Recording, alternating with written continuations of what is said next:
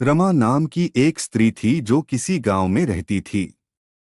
5 से 6 बरस उसकी शादी को हो गए थे, लेकिन अभी तक कोई संतान नहीं थी। एक बार श्री राधा अष्टमी का उत्सव आया। गांव की औरतें बरसाना जा रही थी। औरतों ने कहा, तुम भी बरसाना चलो, राधा रानी बड़ी दयालु है, तुम्हारी गोद जरूर भरेगी। वह कभी 7-8 दिन अपने घर से बाहर नहीं रही थी। उसके पति और सास ने भी उसे जाने की आज्ञा दे दी। बस उसने मन में ठान लिया कि राधा रानी मेरी गोद जरूर भरेंगी। जिस दिन उसे जाना था उसी दिन पैर में चोट लग गई, चला भी नहीं जा रहा था। फिर भी वह स्त्रियों के संग यात्रा पर चल पड़ी। सारे रास्ते ट्रेन में राधा कृष्ण का जाप कीर्तन चलता रहा। इस प्रकार सभी स्त्रियों के साथ वह बरसाना पहुंच गई। सभी नहा धोकर राधा जी के मंदिर में जाने के लिए तैयार हुए। राधा जी के महल में जब जाते हैं तो ऊपर बहुत से सीढ़ियां चढ़नी पड़ती हैं।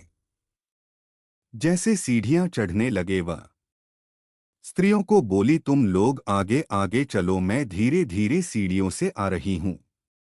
पैर में चोट लगने की वजह से चला भी नहीं जा रहा था। 2-4 सीढ़ियां चढ़ने के बाद उसका पैर मुड़ गया और वह नीचे गिरने लगी।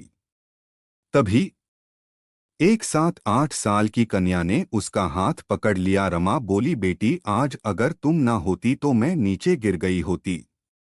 वह कन्या बोली, मैया ऐसे कैसे गिर जाने देती मैं तुम्हें। रमा ने पूछा, बेटी तुम्हारा क्या नाम है?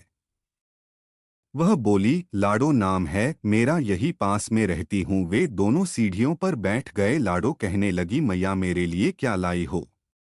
ना कोई जान पहचान और लाडो ऐसी बात कर रही है। रमा ने सोचा। फिर रमा ने कहा, लाडो मैं कल तुम्हारे लिए लेकर आऊंगी, तुम्हें क्या पसंद है?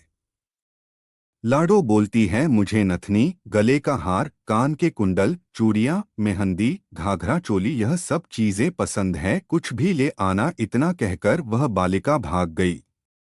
जैसे तैसे रमा भी मंदिर में दर्शन करके लौट आई। आकर सोचने लगी उस बालिका के बारे में और बाजार से उसने गले का हार और चूड़ियां उसके लिए लाई।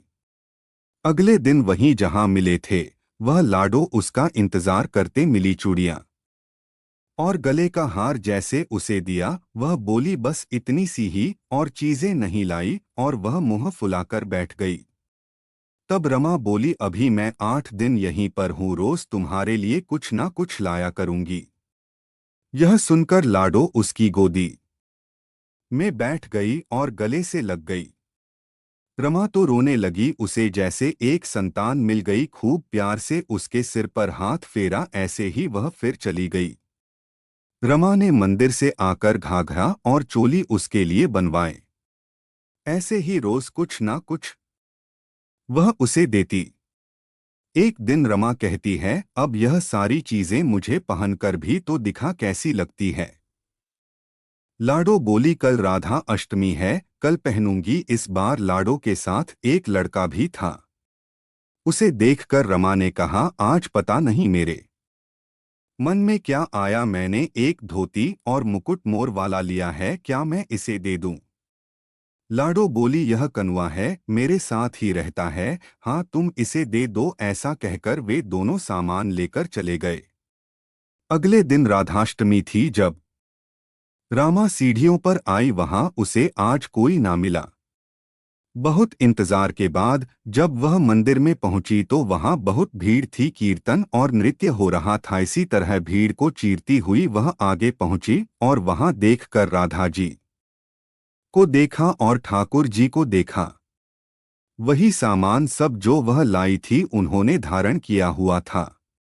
वह पत्थर सी हो गई, आंखों से आंसू बहने लगे। बात समझते देर न लगी कि वह लाडो राधा जी और कनुआ कृष्ण जी हैं, स्वयं जगत के पालनहार। उसके पास आते हैं, राधा जी उसकी गोदी में बैठती हैं और उसे मातृ सुख प्रदान करती है। वह तो जैसे बावरी हो गई, दिन रात लाडो लाडो कहती रहती, पुकारती रहती। वह स्त्रियों से बोली, तुम लोग घर जाओ, मैं नहीं जाऊंगी। उसकी सास और पति भी उसे लेने आए पर वह साथ नहीं गई। अब तो प्रतिदिन वह सीढ़ियों पर बैठे बैठे आंसुओं से सीढ़ियां धोती, पलकों से बुहारती। ऐसा करते करते उसे 30 बरस हो गए। एक दिन एक बालिका उसका हाथ पकड़कर ऊपर अटालिका में ले गई। वहां जाकर बोलती है, लो आ गई तेरी लाडो। ऐसा कहकर बाहें फैलाकर रमा को बुलाने लगी और अपने गले लगा लिया। उस दिन रमा ऐसे गले लगी कि इस पार्थिव शरीर को छोड़कर सदा के लिए अपनी लाडो के पास चली गई। इस घटना से हम सबको यह सीख मिलती है कि जो भी आशा रखें, चाहे वह सकाम हो या निष्काम, केवल भगवान से ही रखें। एक न एक दिन अवश्य मिलते हैं। आशा एक राम जी से दूजी आशा छोड़ दे, नाता एक राम जी से दूजा नाता तोड़ दे। बोलिए भक्त और उनके भगवान की जय।